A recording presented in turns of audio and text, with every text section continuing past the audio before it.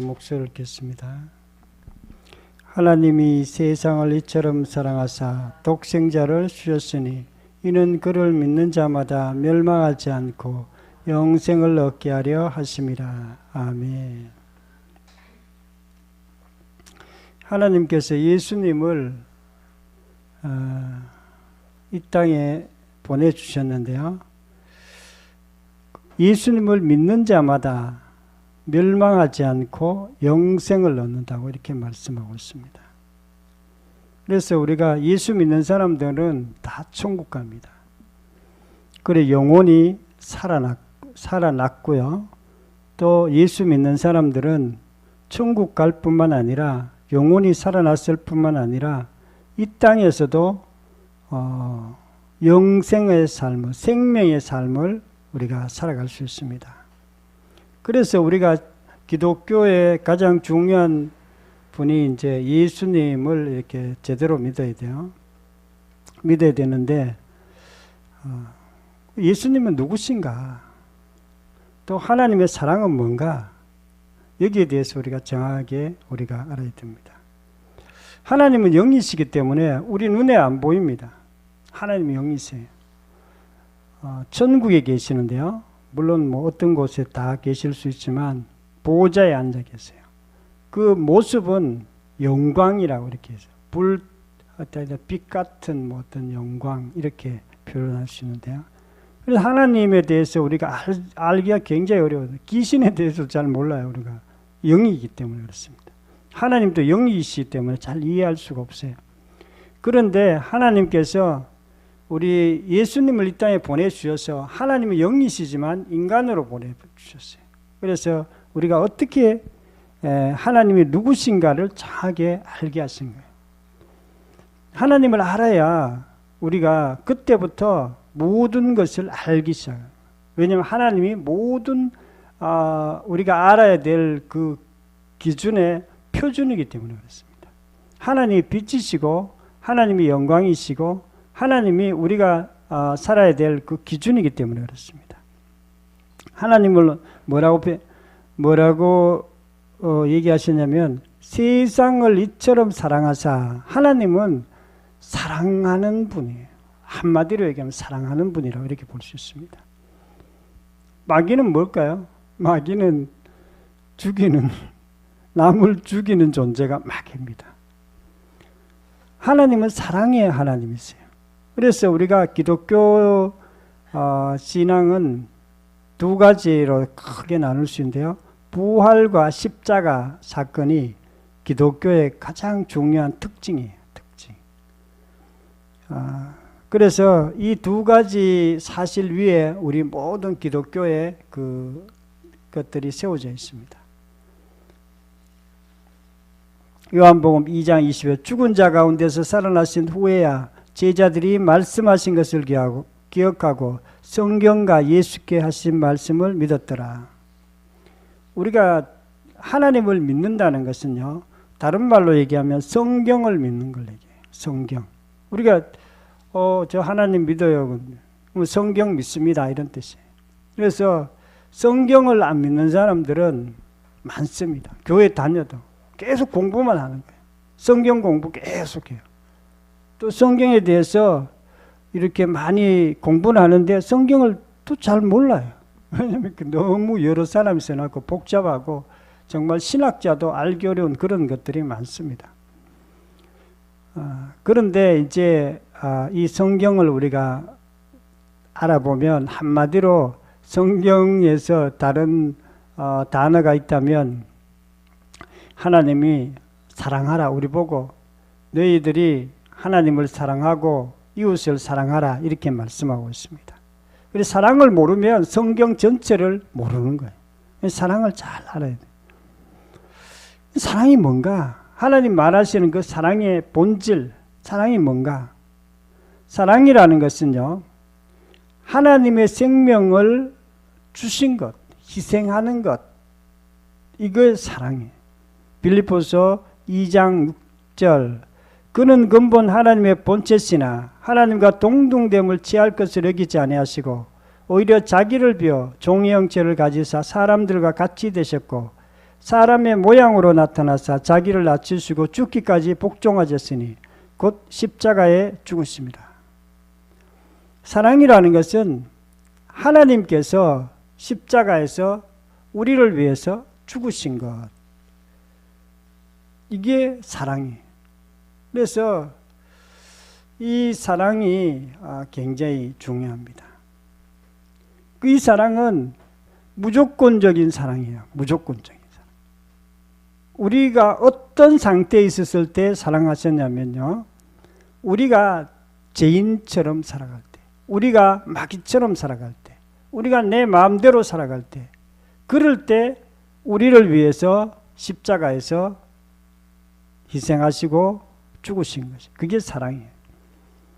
아직 죄인 되었어요. 로마서 5장 8절에 우리가 아직 죄인 되었을 때 그리스도께서 우리를 위하여 죽으심으로 하나님께서 자기에 대한 사랑을 확증하셨느니라. 사랑은 남을 용서하는 것도 있고요. 또 하나는 남을 인정하는 거예요. 배려하는 것. 이게 사랑이에요. 원수 같은 사람이 있습니다. 주변에. 진짜로 이상한 사람이 있어요. 특히 가족 가운데 있습니다. 가족. 정말 신경 쓰이게 하고 힘들게 하는 가족 가운데 있어도 그래도 그 사람들 용서하는 것이 사랑이에요. 왜 그러냐면 내가 그 사람을 용서할 수 있는 힘이 있거나 그래서 하는 게 아니라 예수님께서 그렇게 사셨기 때문에. 예수님이 우리를 위해 사랑하신 것은 우리가 죄인 되었을 때, 우리가 원수처럼 행했을 때 하나님께서 우리를 용서하셨기 때문에. 또 사랑이 뭐냐면요, 배려, 인정이에요. 인정. 남을 인정하는 거. 사람들 남 인정하는 거 싫어합니다. 왜 싫어합니까? 자기가 인정받고 싶기 때문에. 자기가 인정받고 싶기 때문에 남을 인정하는 게 싫은 거예요. 그래서 남을 계속 책망합니다. 책망.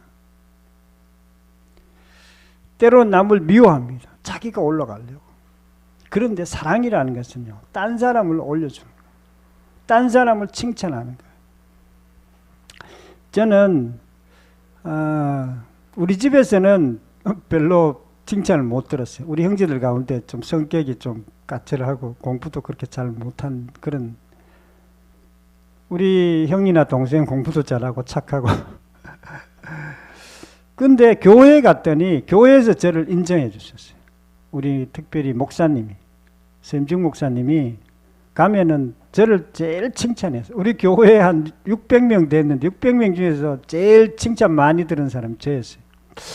이상하다. 우리 집에서는 나를 칭찬 안 하는데 교회에서 목사님 왜 그렇게 나를 칭찬하시는가. 물론 제가 열심히 봉사하고 전도하고 했기 때문에 그럴 수도 있지만 그래가 그런 게 아니에요. 하나님께서 그 사랑으로, 하나님의 그 아가페 사랑으로 칭찬한 거예요. 칭찬받을 수 있는 그런 자가 되었기 때문에 칭찬한 게 아니에요. 그러면 칭찬 받을만 했으면 또 우리 형이나 내 동생이 더 칭찬받아야죠.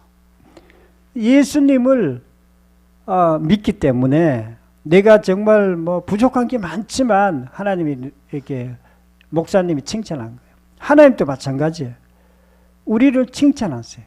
여러분들이 잘해가지고 여러분을 칭찬하는 게 아니에요. 여러분이 어떨 때는 못한 부분들도 있습니다. 그래도 하나님이 너를 의로운 자야. 너는 내가 기뻐하는 자야. 너는 내가 너를 너무나 칭찬하고 내가 너를 사랑한다. 이렇게 말씀하세요. 로마서 4장 5절에 일하는 자에게 그 싹을 은혜로 여기지 아니하고 보수로 여기거니와 일을 아니할지라도 경건하지 않은 자를 의롭게 하시는 일을 믿는 자에게는 그의 믿음을 의로 여기시나니. 우리가 아무 일도 안 했는데 은혜로 우리를 칭찬하신 거예요. 그래서 구원받는 것도 은혜로 받는 것입니다. 그 하나님의 사랑은요, 변함이 없습니다. 변함이 없어요. 세상 사랑은요, 수시로 변해요. 그렇지만 하나님의 사랑은 하나님이 영원한 분이고 영원히 변함이 없습니다. 야고보서 1장 17절에 온갖 좋은 은사와 온전한 선물이 다 위로부터 빛들의 아버지께로부터 내려오나니 그는 변함도 없으시고 해전하는 그림자도 없으시니라. 하나님은 변함이 없는 분이에요. 하나님은 우리를 사랑하시되 끝까지 사랑하십니다. 한쯤 사랑하실까요? 자기 아들을 죽기까지 그분을 희생하기까지 우리를 사랑하신데 끝까지 우리를 사랑하세요. 우리와 행위와는 아무 상관이 없어요. 우리가 뭐 잘해가지고 그런 건 아니에요. 우리가 뭐 똑똑해가지고 그래가지고 우리를 사랑하는 거야. 그래서 은혜로 우리를 사랑하시고 지금도 여러분과 저를 사랑하고 계십니다. 요한일서 4장 8절에 사랑하지 않은 자는 하나님을 알지 못하나니 이는 하나님은 사랑이십니다. 사랑하지 않는 자는 하나님을 알지 못한다. 네 하나님 알아요. 예수님 믿어요. 그런데 사랑을 안 못한다. 예수 믿어도 진짜 이상하게 믿는 사람 있습니다. 예수 믿어도 뭔가 사랑이 별로 없어. 깍쟁이, 세상 사람보다 더 깍쟁이고. 그러면 하나님을 알지 못한다.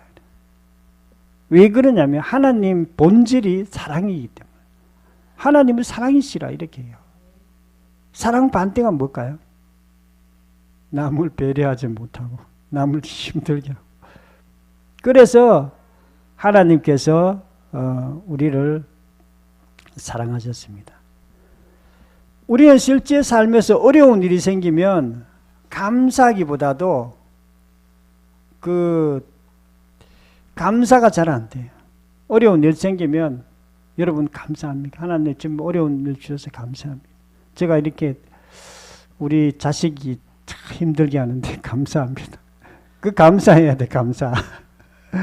하나님 경제적으로 어려운데 감사합니다. 왜 그렇게 감사해야 되는가? 우리가 하나님께서 우리에게 고난을 주시는 이유가 있기 때문에 그렇습니다. 고난을 주시는. 우리 삶에 고난이 없는 사람이 없어요. 저도 고난을 많이 받았어요. 제가 잘못해가지고 받은 고난도 있지만 잘못 안 해도 받은 고난들이 많습니다. 계속해서 뭔가 고난이 있어요. 주변에. 저는 어렸을 때부터 제가 제일 고난을 받는 사람이 생겼어요. 예수 믿기 전에. 왜 그러냐면 저는 우리 집에 아버지가 엄마가 계속 싸웠어요. 싸우니까 막 스트레스, 자식이 돼가 막 스트레스 받는 거예요. 난 제일 불행한 사람이고 제일 스트레스 받는 사람이고. 근데 나중에 우리 집 사람도 자기가 굉장히 힘들었다 하더라고. 사는 게. 뭐가 힘들었는데 좀 가난한 것 때문에 경제적인 것 때문에 힘들었다. 근데 경제적인 거는 저는 크게 힘들진 않았지만 내가 받고 있는 그 부모님과의 그 갈등 때문에 생기는 그 스트레스가 난 더 심하다고 이렇게 생각했어요. 그런데 하나님께서 우리에게 고난을 주시는 이유는요, 우리를 훈련시키기 위해서, 단련시키기 위해서. 우리 고난이 없는 삶도 있습니다. 부자로 태어나가 부모도 진짜 착한 부모 만나 생겨 안 싸우는 그런 부모 정말 수천 명 중에 한 명은 있어요. 그런 부모님 만난 사람도 간혹 있지만 그런 사람들은 훈련이 안 됩니다. 훈련. 하나님께서 우리에게 고난을 허락하시는 이유는요, 우리가 훈련되게 하라. 우리 성격이 다 이렇게 그 고난을 통해서 연단이 돼요. 연단. 이 고난이 없는 사람은 연단이 안 되고 인격이 성숙할 수가 없어요. 그래서 하나님 우리를 이렇게 훈련시키기 위해서 고난을 주시는데요. 많은 사람들이 그런 어떤 훈련이 있을 때 어떻게 하는가? 원망하고 불평해. 나는 왜 이랬지? 힘들어 죽겠다. 그러면서 원망하고 불평합니다. 그러면 훈련이 안 돼. 좀 참아야 돼. 하나님 감사합니다. 이런 고난 주셔서 감사합니다. 내게 이런 자식 주셔서 감사합니다. 하나님 내게 이런 어려움 주셔서 감사합니다. 이러면서 좀 참아야 이게 훈련이 되는 거예요. 훈련이 되고 인격이 성숙하게 되고 그렇습니다. 그래 주변에 보면 이게 훈련된 사람들하고 훈련 안 된 사람하고 차원이 달라요. 훈련된 사람들은 정말 어려운 가운데서도 이렇게 참고 인격이 성숙해요. 우리 교회 대표적인 분이 박 집사님. 박 집사님은 어릴 때부터 고생을 많이 하셔가지고 인격이 많이 이렇게 막 성숙돼. 딴 사람하고 좀 달라요. 야고보서 1장 3절 너희 믿음의 시련이 인내를 만들어낸 줄 너희가 압니다. 인내를 온전히 이루라. 이는 너희로 온전하고 구비하고 조금도 부족함이 없게 하려 함이라. 하나님께서는요, 인내를 통해서 우리가 조금도 부족하지 않게 만드는 거예요. 욥기 23장 10절에 보면 내가 가는 길을 그가 아시나니 그가 나를 단련하신 후에 내가 순금같이 되어 나오리라. 순금같이 되어. 예. 우리가 시련이 있습니다. 하나님이 우리를 사랑하지만은 우리의 삶에 있어서 계속해서 고난이 있고 힘드는 것이 있고 뭔가 있지만은 하나님께서 우리를 그런 것을 잘 성숙한 자로 또 하나님 앞에서 흠없는 자로 우리를 만들기 위해서 그렇게 하시는 것을 우리가 봅니다. 특별히 우리가 요셉을 보면 아는데요. 요셉도 계속 훈련을 받았어요. 노예로 또 감옥에서 훈련받고 그리고 나중에 정말 성숙한 하나님의 백성으로서 또 총리로서 역할을 우리가 잘 감당하는 것을 우리가 봅니다. 기도드리겠습니다.